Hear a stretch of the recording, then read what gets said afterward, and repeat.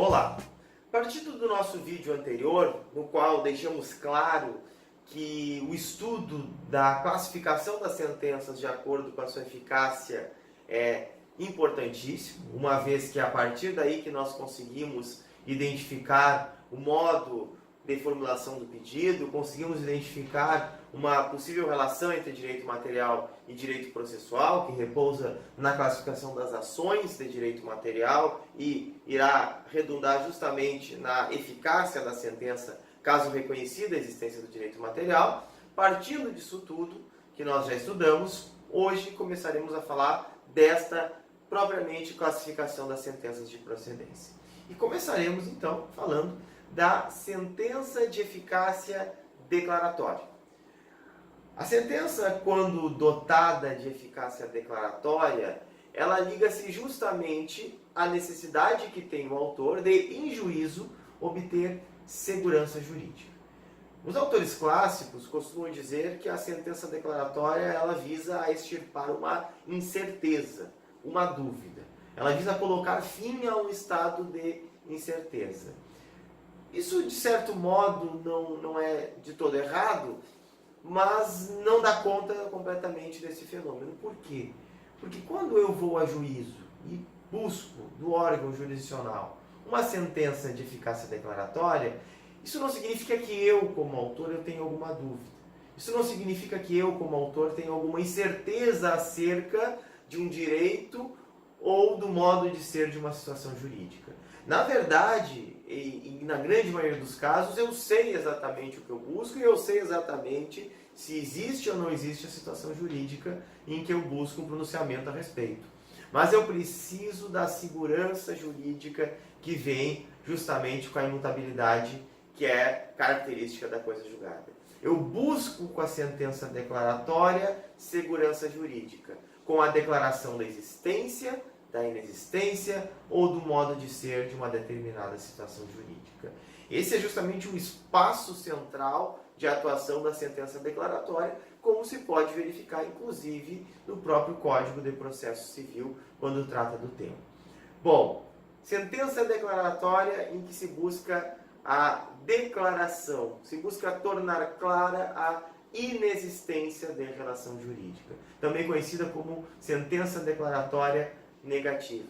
Os casos mais corriqueiros aqui são daquelas ações em que o autor vai a juízo para obter uma declaração de que ele não tem relação jurídica alguma com a parte ré, de que ele não é devedor, de que o valor que está sendo cobrado é indevido.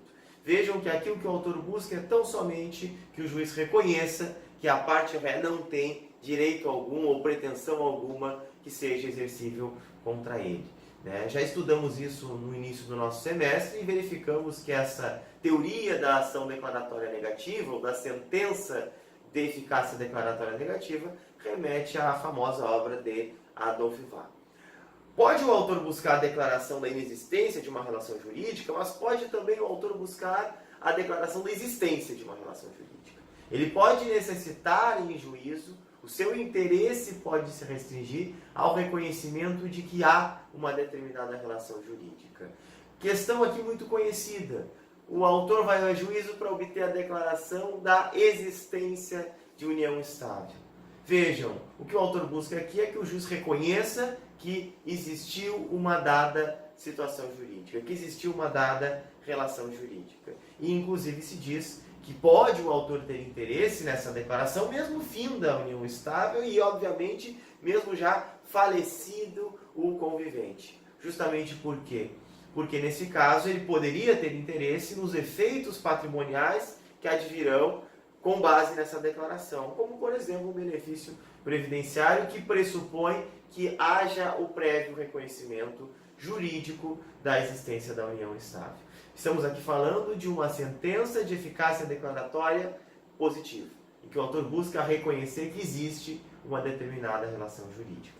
Outro exemplo conhecido é o da sentença que julga procedente o pedido na ação de uso capião, em que se busca a declaração de que o autor adquiriu a propriedade em razão do transcurso do tempo e do exercício da posse mansa, pacífica e ininterrupta. Há uma série de outros exemplos que nós podemos trabalhar para falar da sentença de eficácia declaratória. Mas me parece que esses aqui já são suficientemente claros para que a gente possa compreender o tema. Por fim, devo destacar que o interesse do autor pode se restringir à declaração da existência, da inexistência, como nós já vimos, mas também do modo de ser de uma determinada situação jurídica.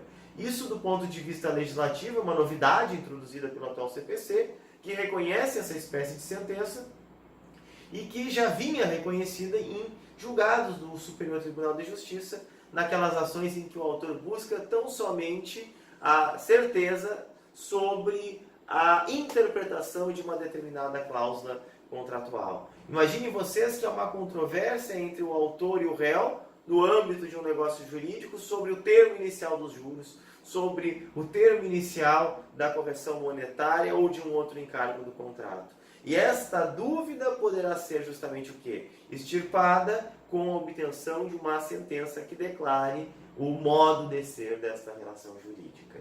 Em todos esses casos, vejam que é necessário que o autor deixe claramente que ele tem interesse de agir, que há necessidade e que há utilidade no provimento jurisdicional. Mas ainda assim é possível que eu busque em juízo tão somente uma sentença de conteúdo meramente declaratório. Por fim, uma última advertência. Se costuma dizer que a sentença declaratória ela opera tão somente no plano normativo. E por isso seria quase que inviável a declaração sobre fatos. Há, no entanto, uma exceção, que é a ação declaratória acerca da autenticidade ou da falsidade de documento. Neste caso aqui, o que o autor busca é atribuir uma espécie de um selo jurídico, de um qualificativo jurídico que possa servir para a compreensão de um determinado documento.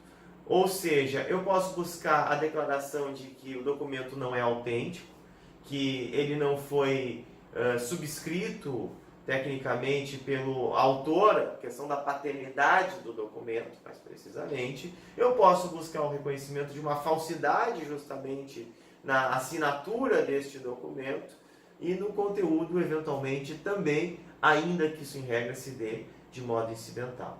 Não é nosso objetivo aprofundar estas questões em especial, mas compreender, então, que uma das possíveis eficácias da sentença é a eficácia declaratória e que centra-se tão somente nisso, na declaração da existência, inexistência ou do modo de ser de uma relação jurídica.